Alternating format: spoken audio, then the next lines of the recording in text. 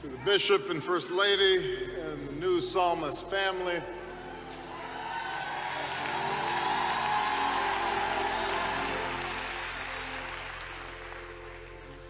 to the Cummings family,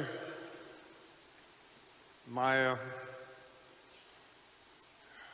Mr. President, Madam Secretary, Madam Speaker, Governor, friends, colleagues, staff,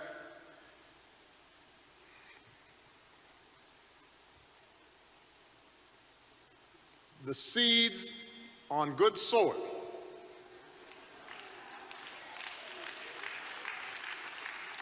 the parable of the sower tells us stands for those with a noble and good heart who hear the word, retain it, and by persevering, produce a crop. The seed on good soil.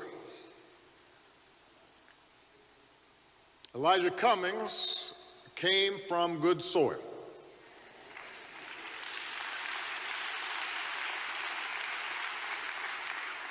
And in this sturdy frame, goodness took root.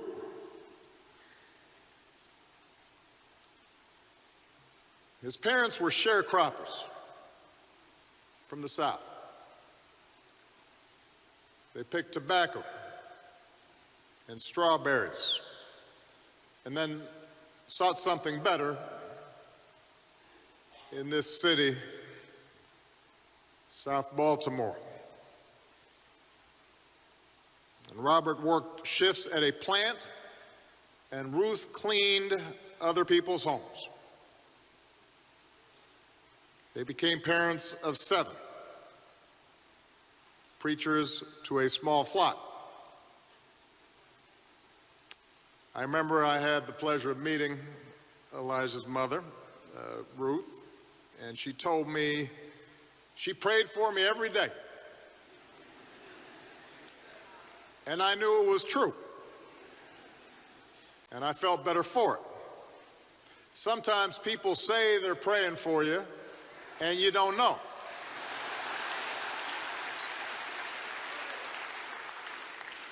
They might be praying about you, but you don't know if they're praying for you. But I knew Miss Ruth was telling the truth. So they were the proverbial salt of the earth, and they passed on that strength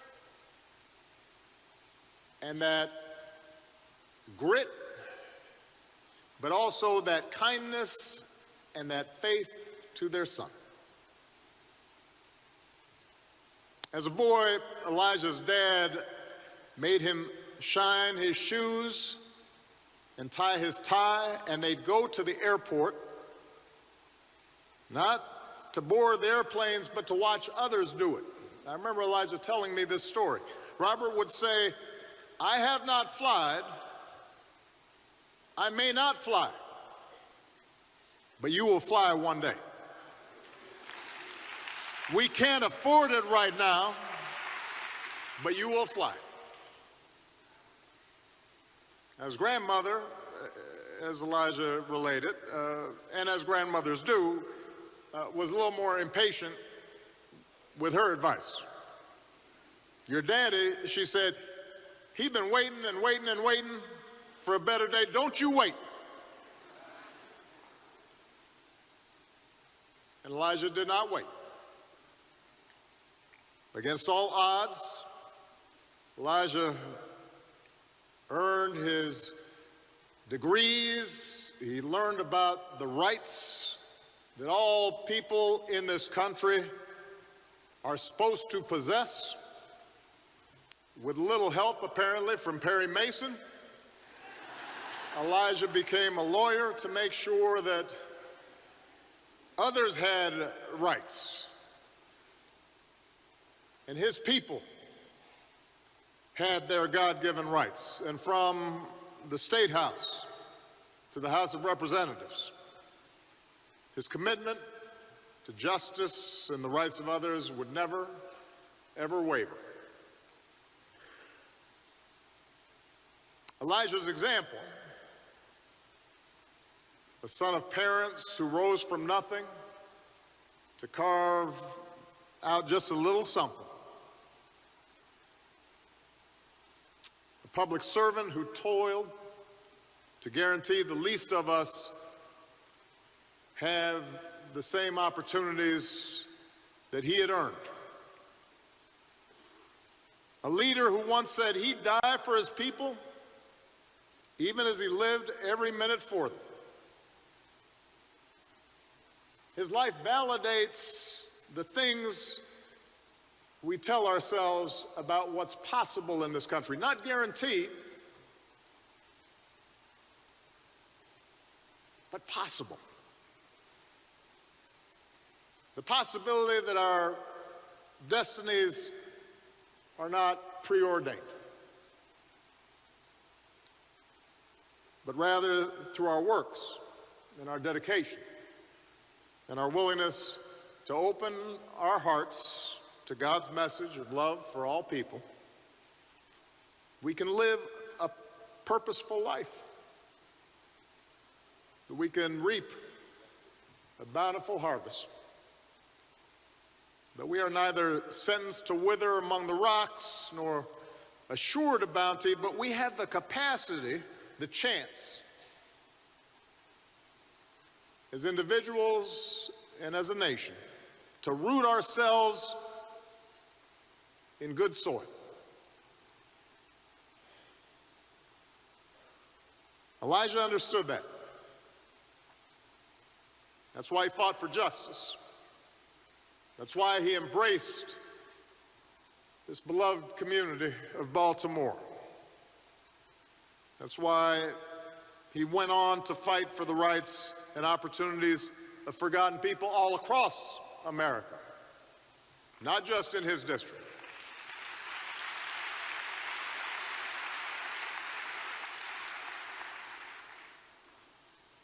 He was never complacent, for he knew that without clarity of purpose and a steadfast faith and the dogged determination demanded by our liberty, the promise of this nation can wither. Complacency, he knew, was not only corrosive for our collective lives, but for our individual lives. It's been remarked that Elijah was a kind man.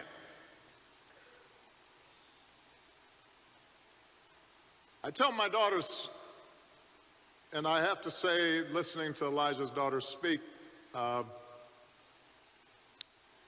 that got me choked up. I'm sure those of you who have sons feel the same way, but there's something about daughters and their father.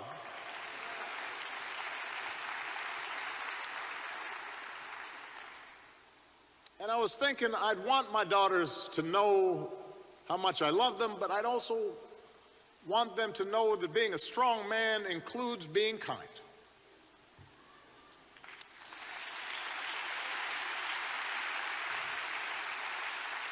That there's nothing weak about kindness and compassion. There's nothing weak about looking out for others. There's nothing weak about being honorable. You're not a sucker to have integrity and to treat others with respect.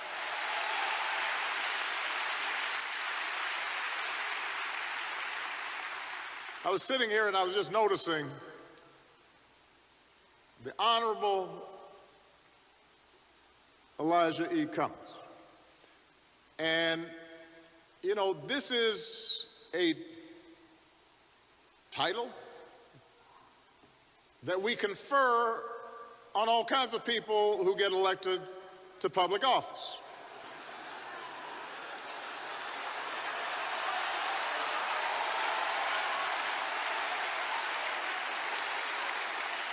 We're supposed to introduce them as honorable.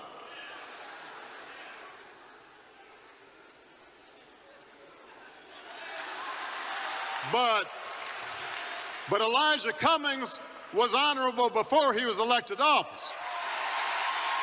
There's a difference.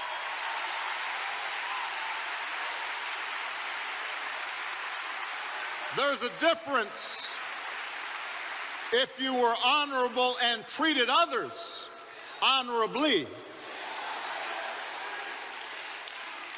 outside the limelight, on the side of a road,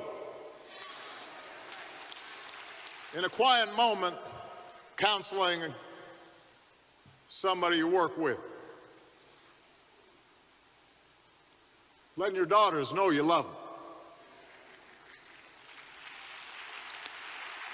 You know, as president, I knew I could always count on Elijah being honorable and doing the right thing. And people have talked about his voice. There is something about his voice. It just made you feel better. You know, there's some people, they have that deep baritone, a prophetic voice. And when it was good times and we achieved victories together, that voice and that laugh was a gift. But you needed it more during the tough times, when the path ahead looked crooked,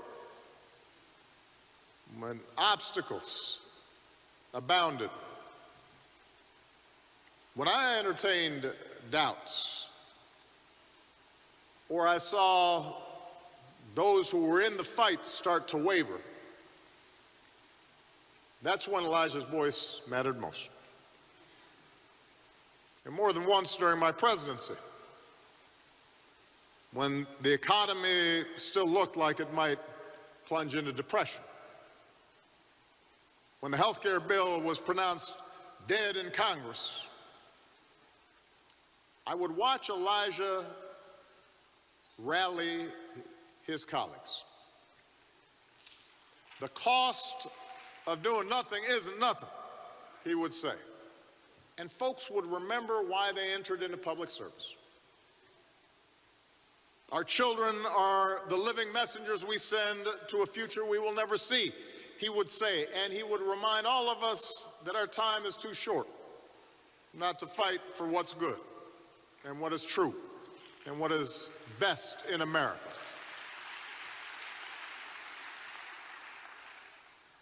200 years to 300 years from now, he would say, people will look back at this moment and they will ask the question, what did you do?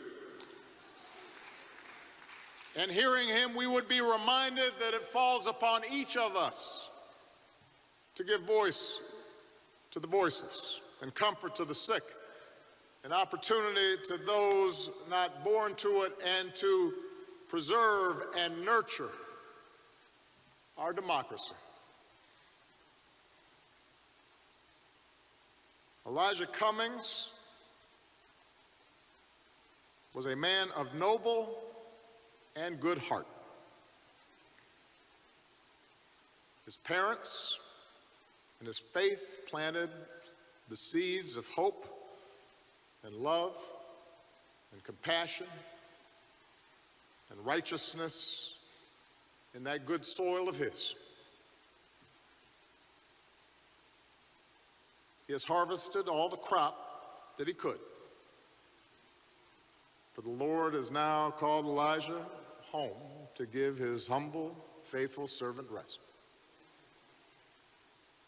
And it now falls on us to continue his work, so that other young boys and girls in Baltimore, across Maryland, across the United States, and around the world might too have a chance to grow and to flourish.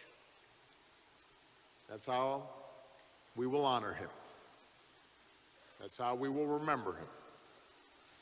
That's what he would hope for. May God bless the memory of the very honorable Elijah Cummings.